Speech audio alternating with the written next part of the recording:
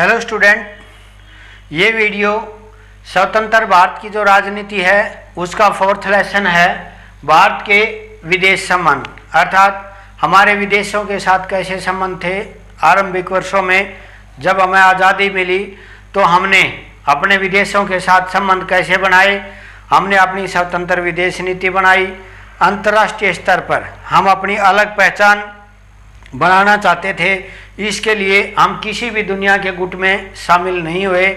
वो गुट क्या थे वो आगे के लेसन में आपको बताया जाएगा और वो दूसरी किताब में पूरी डिटेल से हैं। दुनिया में दो गुट थे, एक अमेरिका का गुट था जो पूंजीवादी व्यवस्था का समर्थन करता था, दूसरा रूस और उसके साथी देश जिनको सोवियत संघ बोलते थे उनका गुट था। भारत उनसे अलग रहकर अपनी स्वतंत्र विदेश नीति का निर्धारण किया। तो इस लेसन में हम पढ़ेंगे कि आज़ादी के बाद के 1947 में जब हम आज़ाद हुए उस समय हमने अपनी विदेश नीति कैसे बनाई, कैसे उनका संचालन किया, इसकी शुरुआत करते हैं। पहला है, भारतीय संविधान के किस अनुच्छेद में अंतर्राष्ट्रीय शांति और सुरक्षा का वर्णन है। हमने विश्व स्तर पर विश्व में शांति को बढ़ावा देने के लिए और सुरक्षा को बढ़ावा देने के लिए अपने संविधान में ही वर्णन कर दिया था कि भारत का जो अनुच्छेद 51 है, हमारा अनुच्छेद 51 है, उसमें जो नीति निर्देशक सिद्धांत दिए गए हैं उसमें एक अनुच्छेद है, अनुच्छेद 51। उसमें हमने वर्णन किया है कि अंतर्राष्ट्रीय स्तर पर या विश्व स्तर पर हम शांति और सुरक्षा को बढ़ावा देंगे। अगला है, इंडियन नेशनल आर्मी का गठन किसने किया। ये उस समय का गठन है जब हम अंग्रेजों के गुलाम थे। उस समय भारत को आज़ाद कराने के लिए सुभाष चंद्र बोस थे, इन्होंने एक सेना बनाई, उसको बोलते हैं Indian national army. Subhash Chandra Bose ने इसका गठन किया था और इसका उद्देश्य क्या था कि भारत को जो विदेशों से आज़ाद कराना, और इसमें जो द्वितीय विश्व युद्ध चल रहा था तो जर्मनी, जापान और इटली जो देश थे उनका इस आर्मी ने साथ दिया था और उनके साथ मिलकर के भारत को आज़ाद कराना था। तो इंडियन नेशनल आर्मी का गठन सुभाष चंद्र बोस ने किया और अंतर्राष्ट्रीय शांति का वर्णन अनुच्छेद 51 में है। अगला है, नया साम्यवादी चीन किस वर्ष अस्तित्व में आया। 1949 में। चीन भी जो है वो गुलाम होता था अंग्रेजों के, लेकिन हमारे को आज़ादी कब मिली। 1947 में। चीन की क्रांति हुई 1949 में। और नया जो साम्यवादी चीन है, जो आज का जो चीन है, वो कब अस्तित्व में आया, सन 1949 में। भारत के पहले विदेश मंत्री कौन थे। विदेश मंत्री सामान्य रूप से वो होते हैं जो विदेश नीति का संचालन करते हैं। तो भारत में जो आज़ादी के बाद पहले विदेश मंत्री थे वो हमारे प्रधानमंत्री भी थे और विदेश मंत्री भी थे। उन्होंने विदेशों के साथ जो संबंध बनाने थे वो स्वयं अपने अस्तित्व में अपने अंडर में लेकर के उनको बनाया। तो भारत के पहले विदेश मंत्री भी जवाहरलाल नेहरू थे और प्रधानमंत्री भी भारत के जवाहरलाल नेहरू थे। नेक्स्ट है, सवेज नहर संकट किस वर्ष हुआ। 1956 में। ये सवेज नहर संकट क्या है कि विश्व के मैप में आप देखोगे भूगोल में ये भूमध्य सागर है और ये लाल सागर है, इसको जोड़ने वाली एक नहर ये है, इसको बोलते हैं सवेज नहर संकट। ये मिस्र में है और यहाँ पर इंग्लैंड और जो फ्रांस है उसका आधिपत्य था। लेकिन जब मिस्र के शासक ने इस नहर का राष्ट्रीयकरण कर दिया तो वो इस बात से खफा हो गए और उन्होंने मिस्र के ऊपर आक्रमण कर दिया। लेकिन संयुक्त राष्ट्र संघ ने मध्यस्थता करके उनको वापस भेज दिया और यह जो नहर है या यह सभी के लिए, विश्व के सभी जो दुनिया के जो भी जहाज आते जाते थे उनके लिए ये खोल दी गई। तो इसको बोलते हैं सवेज नहर संकट। फ्रांस और ब्रिटेन ने मिलकर के इसके ऊपर आक्रमण किया था। वो क्यों किया था, क्योंकि यहाँ के जो शासक थे उसने इस नहर का वो राष्ट्रीयकरण कर दिया था। लेकिन बाद में अंतर्राष्ट्रीय स्तर पर यह सब के लिए खोल दी गई और यह भूमध्य सागर और लाल सागर को जोड़ने वाली प्रमुख नहर है। उसके बाद अमेरिका द्वारा बनाया गया पहला सैनिक संगठन। 1945 में दूसरा विश्व युद्ध खत्म हो गया। दुनिया में दो शक्तियां बच गई थी, वो सबसे ज़्यादा पावरफुल होती जा रही थी और उन्होंने अपने स्तर पर संगठन बनाने शुरू कर दिए, उनको सैनिक संगठन। तो सबसे इसकी शुरुआत सबसे पहले अमेरिका ने की थी और उस संगठन का नाम था नाटो। अमेरिका ने नाटो नाम का एक संगठन बनाया था सन 1949 में। और वर्तमान में जो रूस और यूक्रेन का युद्ध चल रहा है, इसमें जो है नाटो का बार बार वर्णन आता है। यूक्रेन नाटो का सदस्य बनना चाहता है, लेकिन सोवियत संघ का जो सबसे बड़ा देश जो वर्तमान में बचा हुआ और रूस, वो इसकी मनाही करता है। इसका पूरी डिटेल हम अलग से वीडियो में करेंगे, लेकिन आप इतना समझो कि यह एक सैनिक संगठन था। इस संगठन का उद्देश्य क्या था कि मैंने बताया 1945 के बाद दुनिया में दो ध्रुवीय व्यवस्था हो गई थी, एक अमेरिका और उसके साथी देश, ये अमेरिका महाद्वीप है, और ये हैं पूर्वी यूरोप के देश। और ये इन देशों ने मिलकर, इसका नाम है उत्तरी अटलांटिक संधि संगठन। ये अटलांटिक महासागर है और इसका जो उत्तरी भाग है, इनके पड़ोसी देशों ने मिलकर के जो संगठन बनाया, उत्तरी अटलांटिक संधि संगठन, नाटो बोलते हैं इसको। और इसका उद्देश्य क्या था कि भाई इन देशों में से यदि किसी भी देश के ऊपर, जो सोवियत संघ है वो यहाँ था, उसका और उसके 15 और साथी देश थे, भाई अगर वो इनमें से किसी भी देश के ऊपर आक्रमण करेंगे तो इनके ऊपर आक्रमण है वो सामूहिक माना जाएगा और सारे देश मिलकर के उस आक्रमण का विरोध करेंगे, उसका जवाब देंगे। तो यह सुरक्षा की दृष्टि से इन देशों ने जो है एक सैनिक संगठन बनाया था। इसके बदले में सोवियत संघ ने 1954 में वार्सा पैक्ट बनाया। उसका उद्देश्य क्या था? उसका उद्देश्य भी सेम था कि ये जो देश है इनसे अपनी सुरक्षा करने के लिए इसने अपने साथी देशों के साथ मिलकर के जो संगठन बनाया उसको वार्सा पैक्ट थे। हालांकि 1991 में ये सोवियत संघ था, इसका विघटन हो गया था, उसके साथ ही वार्सा पैक्ट भी खत्म हो गया था। लेकिन जो नाटो है वो वर्तमान तक है। शुरू में जब नाटो बना इसमें केवल 12 देश शामिल थे, लेकिन धीरे धीरे इसके सदस्यों की संख्या बढ़ती चली गई। आज इसके सदस्यों की संख्या 30 है और 31वां देश यूक्रेन इसका सदस्य बनना चाहता था, लेकिन वो रूस की वजह से नहीं बन पाया, उसने मना कर दिया। क्योंकि यदि वो ऐसा करता तो जो नाटो की सेनाएं हैं, पहले ये पश्चिमी यूरोप तक सक्रिय था, ये पश्चिमी यूरोप का भाग है दुनिया में, और ये धीरे धीरे पूर्वी यूरोप के बाकी देशों में भी जो सोवियत संघ से 1991 में अलग हुए थे वो भी नाटो के सदस्य बनते चले गए। तो यूक्रेन है वो बिल्कुल रूस की सीमा के ऊपर पड़ता है, और यदि वो भी इसका सदस्य बन गया तो अमेरिका की सेनाएं, जो नाटो का सबसे बड़ा देश है, वो रूस के बॉर्डर तक आ जाएंगी। और रूस अपनी सुरक्षा की दृष्टि से ऐसा होने नहीं देना चाहता, इसलिए वो जो है यूक्रेन को नाटो में जाने से रोकता है और यूक्रेन से गारंटी चाहता है कि आप जो है नाटो में शामिल नहीं होगे, इस बात की हमें गारंटी दीजिए। तो ये जो है इनके बीच में संघर्ष है। तो जो ये नाटो था ये अमेरिका ने बनाया था, सैनिक संगठन था, और ये वर्तमान में भी जो है अस्तित्व में है। उसके बाद है सोवियत संघ द्वारा कौन सा संगठन बनाया गया? मैंने बताया था आपको वार्सा पैक्ट, ये सोवियत संघ था। इसमें आप देखोगे अमेरिका महाद्वीप है, इन देशों ने मिलकर तो नाटो बनाया था, और ये जो देश थे इनका तो नाटो था और इसका था वार्सा पैक्ट। इन दोनों का क्या था कि दोनों का कंपैरिजन था, सुरक्षा की दृष्टि से दोनों अपने आप को स्कोर करना चाहते हैं।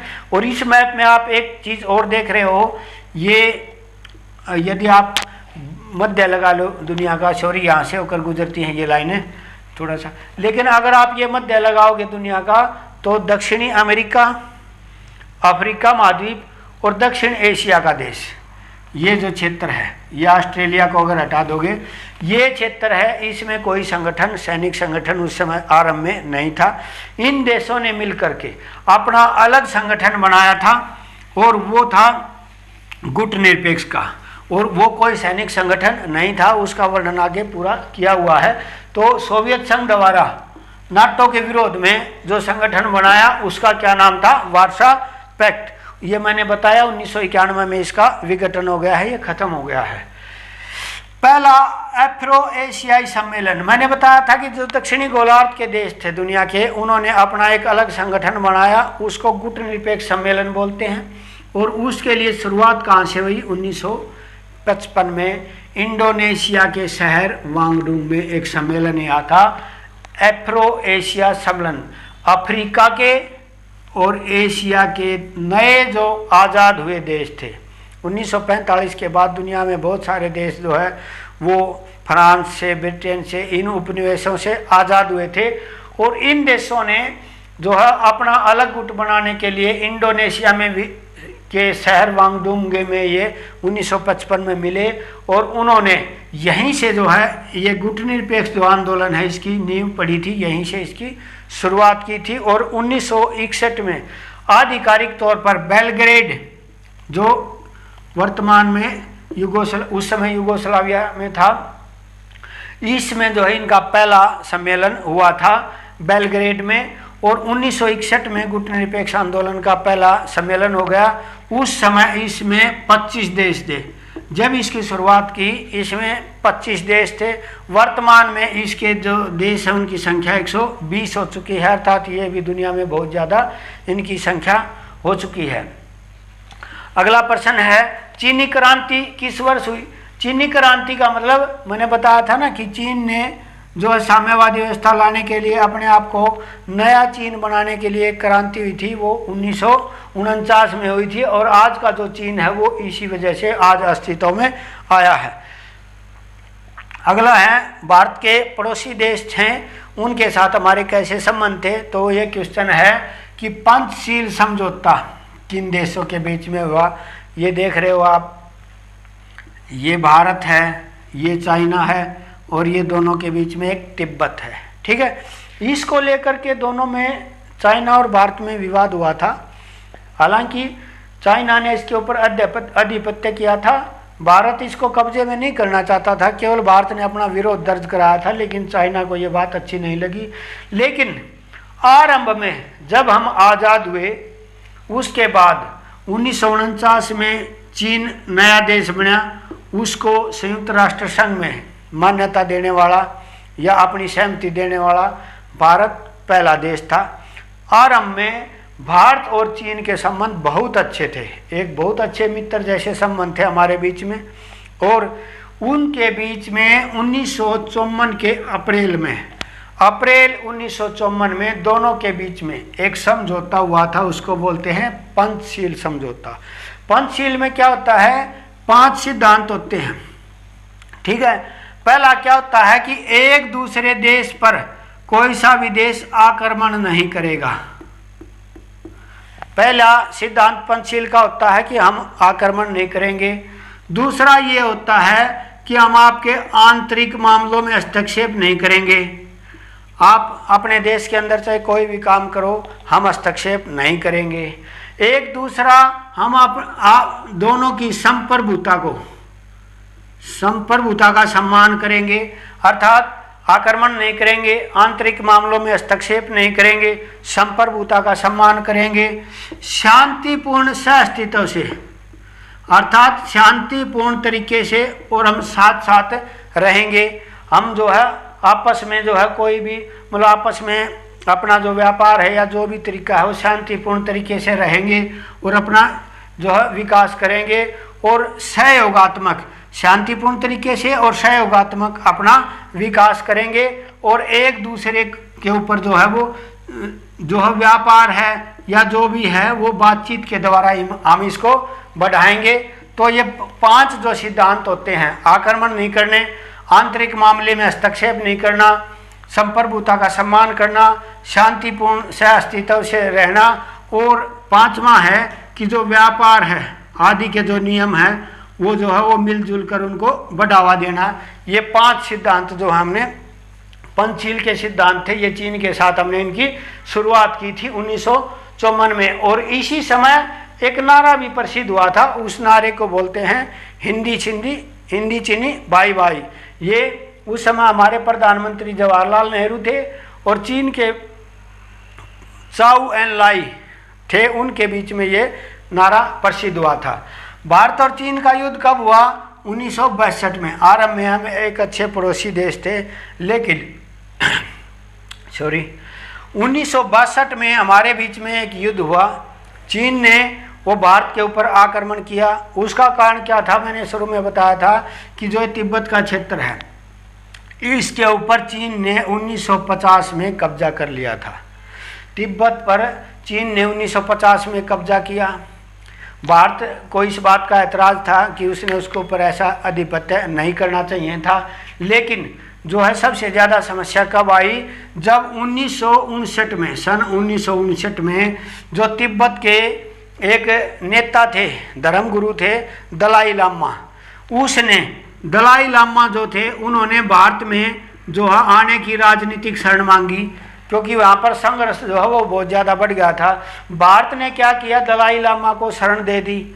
उसकी वजह से जो है चीन वो भारत से खफा हो गया और धीरे धीरे संघर्ष बढ़ता बढ़ता और अक्टूबर 1962 में, सन 1962 के अक्टूबर में जो है वो चीन ने भारत के ऊपर आक्रमण कर दिया।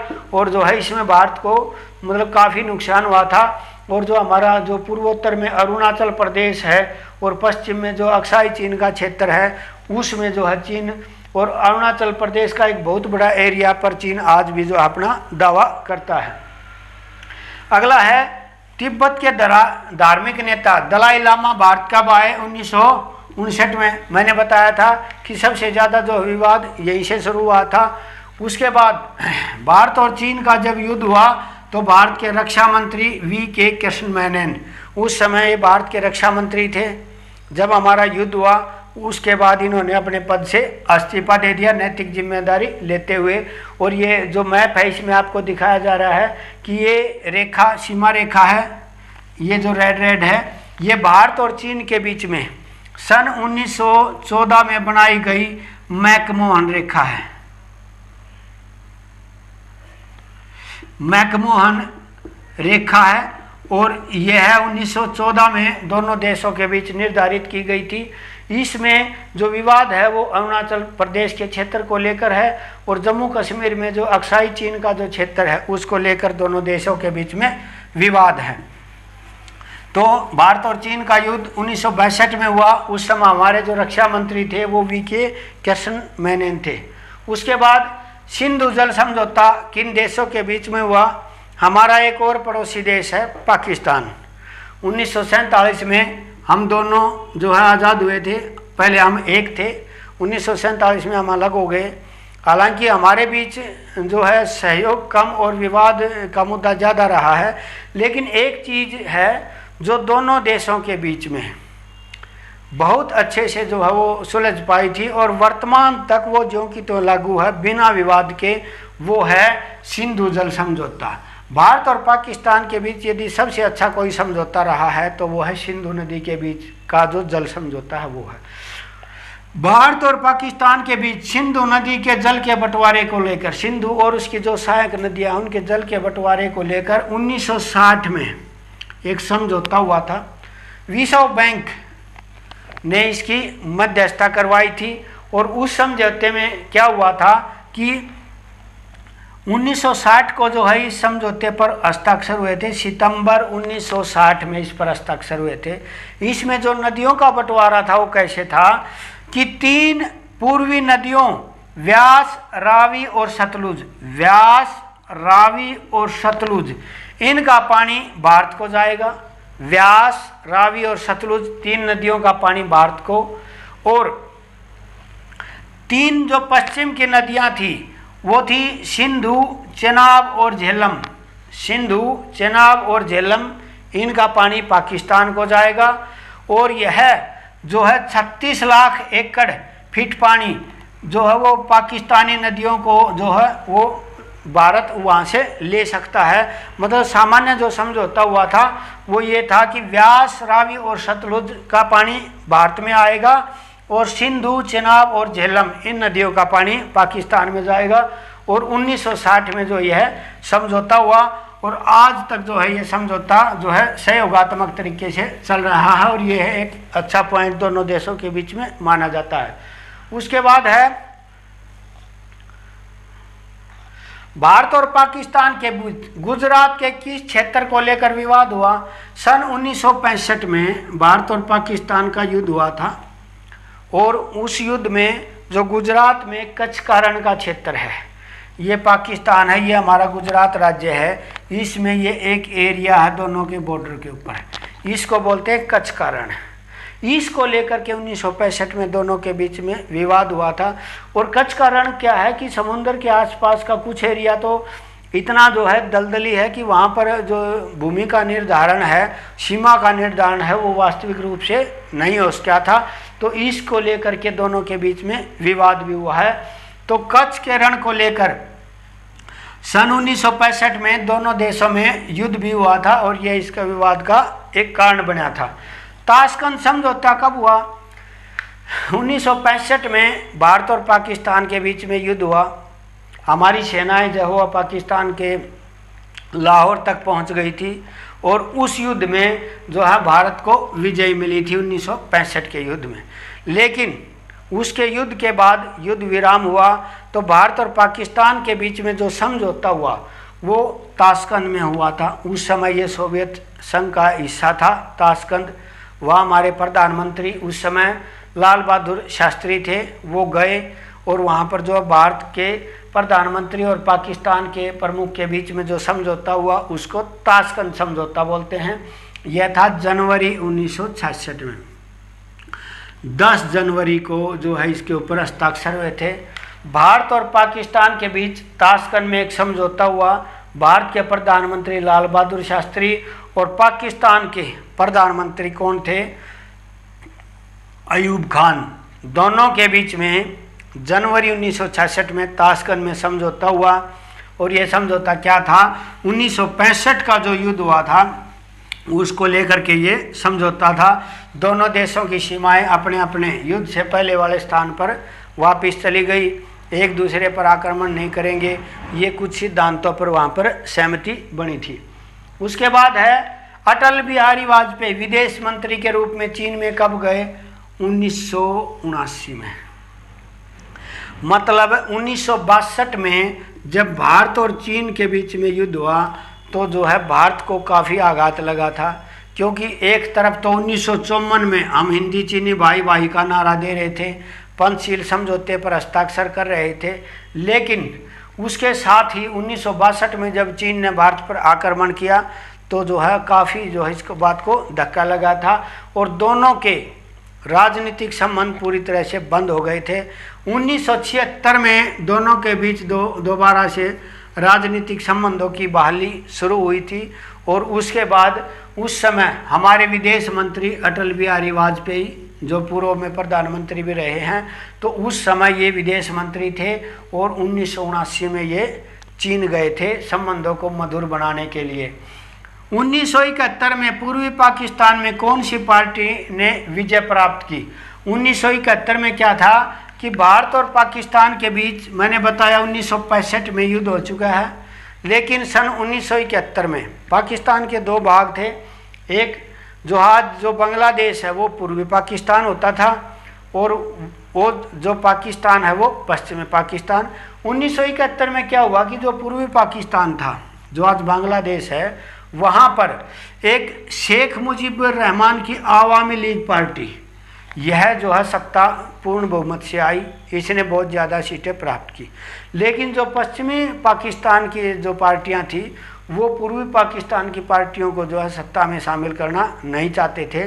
इसको लेकर के जो पूर्वी पाकिस्तान था उसमें विवाद शुरू हो गया, संघर्ष शुरू हो गया और उन्होंने पाकिस्तान से ज़्यादा स्वायत्तता की मांग को लेकर, अर्थात हमें ज़्यादा अधिकार चाहिए, वहाँ पर एक संग्राम, उनको बोलते हैं मुक्ति संग्राम, वो शुरू कर दिया। और उसमें क्या हुआ कि मुक्ति जब संग्राम शुरू हुआ तो उसमें भारत के सामने एक समस्या आ गई कि बहुत सारे शरणार्थी क्योंकि जब वो संग्राम शुरू हुआ वहाँ पर, तो जो पश्चिमी पाकिस्तान की सेनाएं हैं उन्होंने जो वहाँ की आम जनता के ऊपर अत्याचार करने शुरू कर दिए। तो बहुत सारी आम जनता, लगभग हम ये कह सकते हैं कि 80 लाख से लेकर के और 1 करोड़ तक, 80 लाख से 1 करोड़ तक शरणार्थी जो है वो भारत में घुस गए। भारत के जो पूर्वोत्तर के राज्य थे, असम था, त्रिपुरा था, मेघालय, इनमें घुस गए। तो भारत के सामने एक समस्या आ गई कि इतने सारे शरणार्थियों को शरण देना, उनके लिए रहने खाने का प्रबंध करना।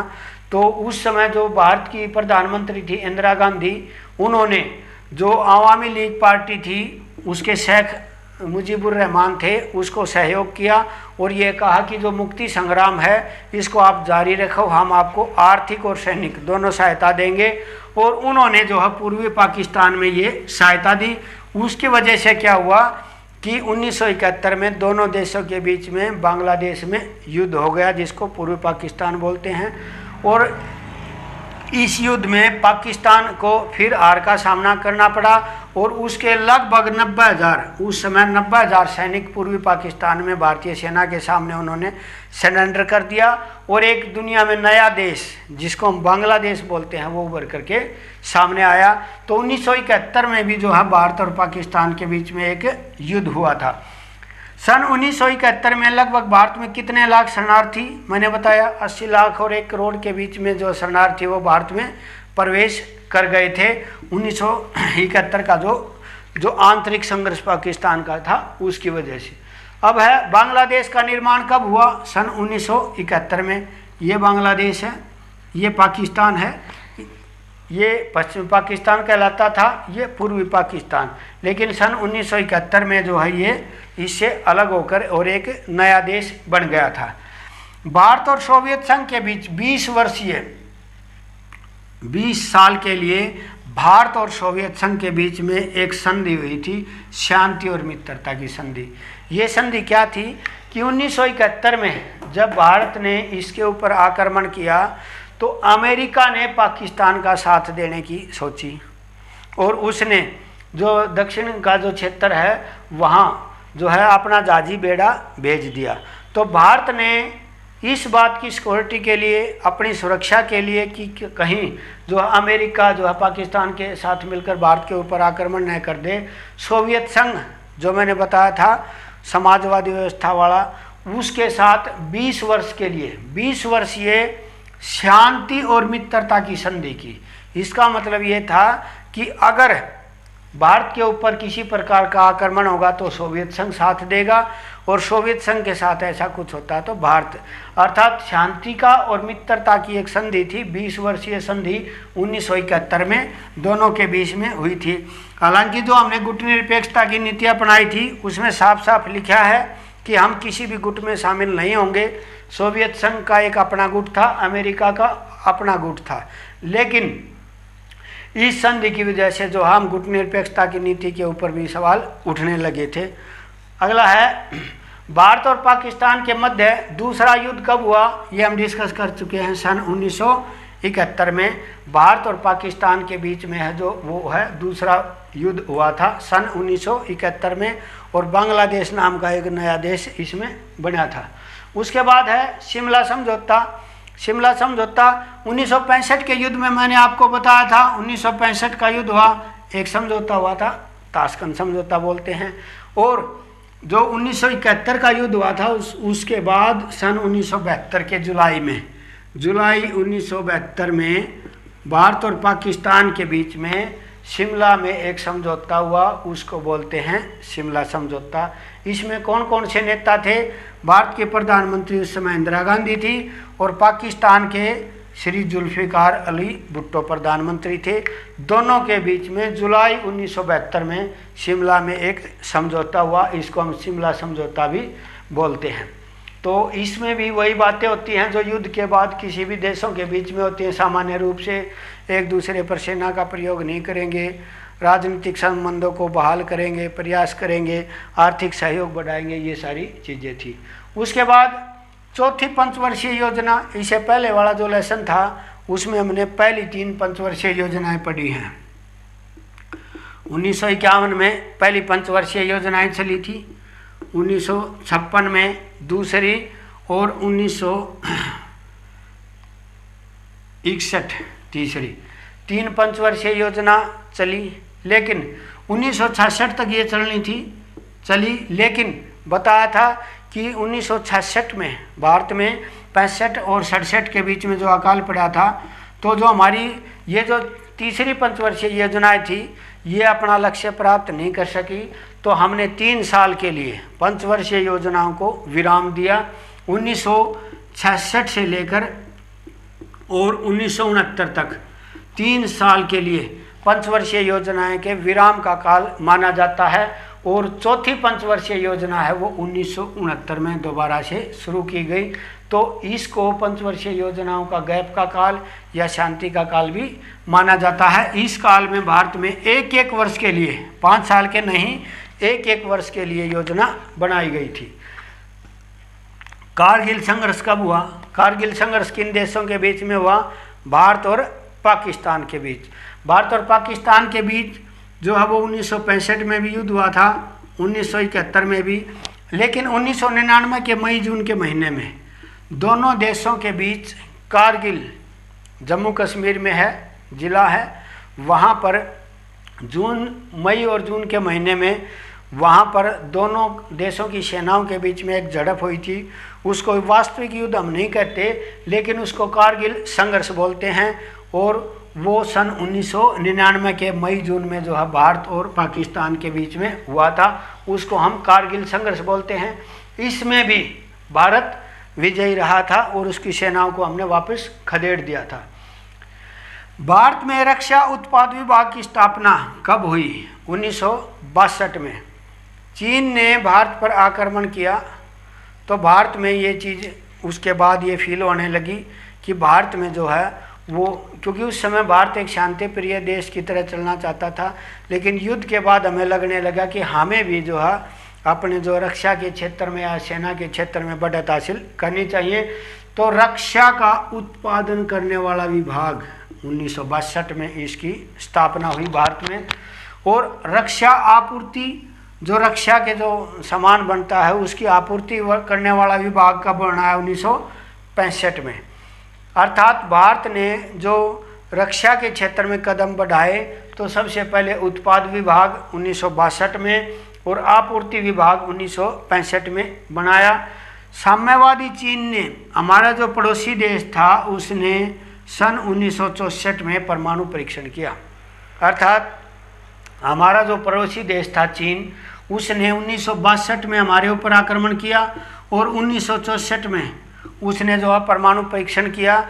तो भारत को भी कहीं ना कहीं ये लगा कि उसको भी जो है इस क्षेत्र में अपने कदम और ज़्यादा तेज़ी से बढ़ाने चाहिए थे, और उसके बाद भारत ने इस क्षेत्र में उपलब्धि हासिल की। और 1974 में, उसके 10 साल बाद भारत ने भी पहला परमाणु परीक्षण राजस्थान के पोखरण में किया था 1974 में। उस समय हमारी प्रधानमंत्री श्रीमती इंदिरा गांधी थी। भारत ने पहला परमाणु परीक्षण मैंने बताया था 1974 में किया, और उस समय हमारी प्रधानमंत्री कौन थी? इंदिरा गांधी। ठीक है। और उसके बाद क्या है कि ये जो डिजाइन करने वाले थे या इसको बनाने वाले थे, ये कहाँ पर किया गया? राजस्थान के पोखरण में किया गया था। और इसका जो कोड नाम था, कोई भी जो विजन होता है उसका एक कोड नाम रख दिया जाता है, उसका कोड नाम था स्माइल बुद्धा।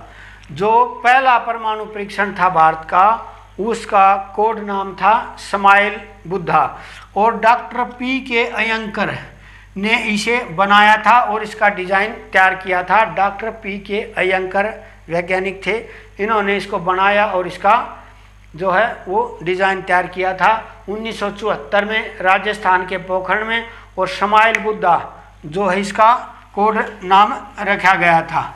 तो भारत ने भी पहला परमाणु परीक्षण चीन के बाद शुरू कर दिया था। दूसरा परमाणु परीक्षण हमने कब किया? 1998 में हमने 5 परमाणु परीक्षण किए एक साथ। मई 1998 में भारत ने पोखरण में ही, राजस्थान के जो पहली जगह थी वहीं पर ही 5 और परमाणु परीक्षण किए। उस समय हमारे प्रधानमंत्री कौन थे? श्री अटल बिहारी वाजपेयी उस समय हमारे प्रधानमंत्री थे। और उस काल में भारत ने जो है 5 परमाणु परीक्षण और किए थे। और उन्होंने कौन सा नारा दिया था? लाल बहादुर शास्त्री थे, उन्होंने नारा दिया था जय जवान जय किसान का। अटल बिहारी वाजपेयी ने जय जवान जय किसान और जय विज्ञान शब्द इसमें जोड़ दिया, क्योंकि विज्ञान के क्षेत्र में अब हम उन देशों की श्रेणी में आ खड़े हुए थे जो विश्व के चुनिंदा देशों के पास ये शक्ति थी। 5 जो महाशक्तियाँ थी, अमेरिका, सोवियत संघ, फ्रांस, ब्रिटेन और चीन। उनके बाद जो है परमाणु परीक्षण करने वाला या आधिकारिक रूप से परमाणु विस्फोट करने वाला भारत दुनिया का 6ठा देश बन गया था। और ये कब हुए थे? 11 से 13 मई 1998 को कुल 5 परमाणु विस्फोट भारत ने किए थे। अटल बिहारी वाजपेयी प्रधानमंत्री थे और राजस्थान के पोखरण में ये परीक्षण किए गए थे। परमाणु अप्रसार संधि कब लागू हुई थी? हमने जो परमाणु परीक्षण किए थे उसके साथ साथ दुनिया में एक तरफ से परमाणु का विस्तार न हो, परमाणु बमों को नियंत्रित करने के लिए जो संधियाँ चली हुई थी, उनमें 3 संधियाँ हैं जिनका बता रहा हूँ मैं वर्णन। एक थी परमाणु अप्रसार संधि, परमाणु परीक्षण प्रतिबंध संधि और व्यापक परमाणु परीक्षण प्रतिबंध संधि, CTBT जिसको बोलते हैं। तो सबसे पहले आई थी 1963 वाली परमाणु परीक्षण प्रतिबंध संधि। ये क्या थी? ये कहती थी कि कोई भी देश है वो परमाणु परीक्षण नहीं करेगा, उसके ऊपर जो है प्रतिबंध लगा दिया जाएगा। तो परमाणु परीक्षण प्रतिबंध संधि 1963 में आई थी। 1968 में परमाणु अप्रसार संधि, अर्थात दुनिया में परमाणु का और ज़्यादा प्रसार नहीं होगा, ये 1968 में आई थी। इसका कहना क्या था कि 1 जनवरी 1967 तक जिस भी देश ने परमाणु परीक्षण कर लिया है या जो भी देश परमाणु रखता है, उसके अलावा और कोई देश परमाणु का परीक्षण नहीं करेगा और ज़्यादा परमाणु जो है वो नहीं बनाएगा। तो 67 तक भारत ने परमाणु परीक्षण नहीं किया था, तो भारत को ये भेदभावपूर्ण लगी, भारत ने इस पर हस्ताक्षर नहीं किए। 1963 में जो परमाणु परीक्षण पर प्रतिबंध करने वाली संधि थी, भारत को ये भी भेदभावपूर्ण लगी। ये क्या कहती थी? ये कहती थी कि परमाणु परीक्षण केवल वही देश कर सकते हैं जिनके पास पहले से परमाणु हथियार है और जिन्होंने परमाणु परीक्षण कर चुके हैं।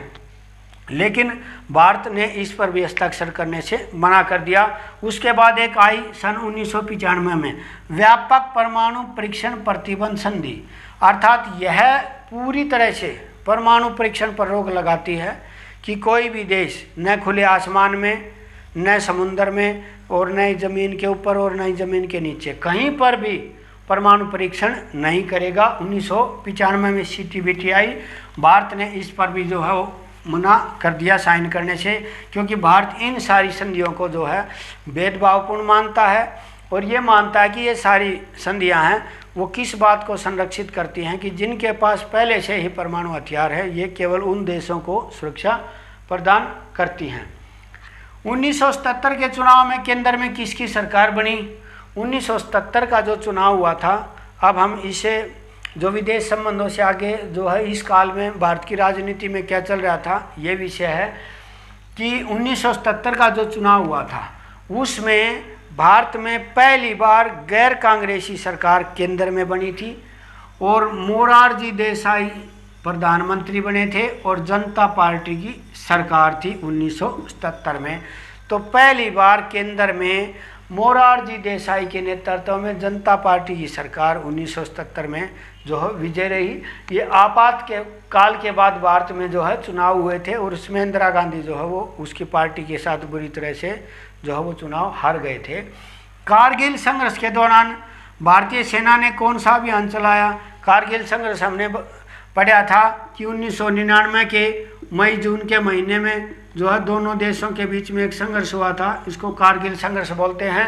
उस समय भारतीय सेना ने पाकिस्तानी सेना को खदेड़ने के लिए, घुसपैठियों को खदेड़ने के लिए जो ऑपरेशन चलाया उसको बोलते हैं ऑपरेशन विजय।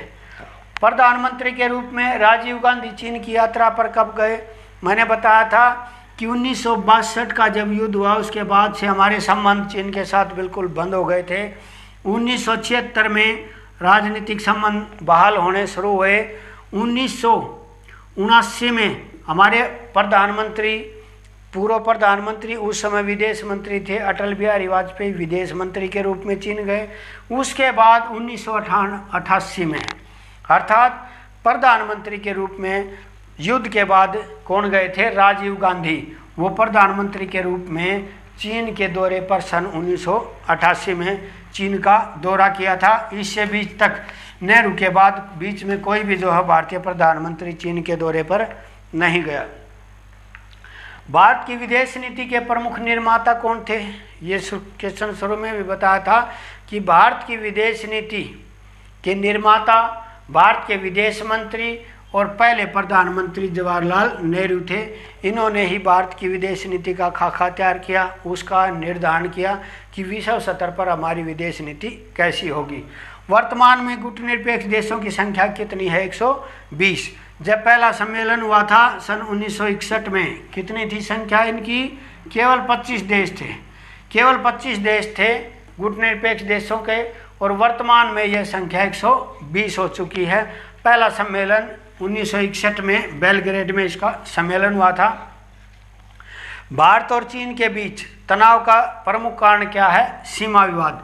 दोनों देशों के बीच, भारत और चीन के बीच जो सबसे जो प्रमुख मुद्दा है वो कौन सा है? सीमा विवाद।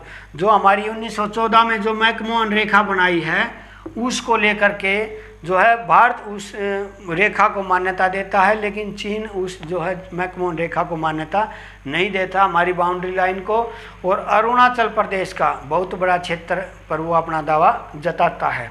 जम्मू कश्मीर को लेकर भारत के किस पड़ोसी देश के साथ विवाद है? ये जम्मू कश्मीर को लेकर पाकिस्तान के साथ, हमारा पड़ोसी देश पाकिस्तान है, इसका को लेकर के 1947 में आज़ादी के बाद से ही दोनों देशों का जो इसको लेकर विवाद है, और यह विवाद आज तक जो है बना हुआ है, और इसका 1/3 हिस्सा आज भी जो है पाकिस्तान ने अधिकृत कर रखा है। भारत में श्रीलंका ने शांति सेना किस वर्ष भेजी? अब दक्षिण का एक पड़ोसी देश है, द्वीपीय देश है श्रीलंका।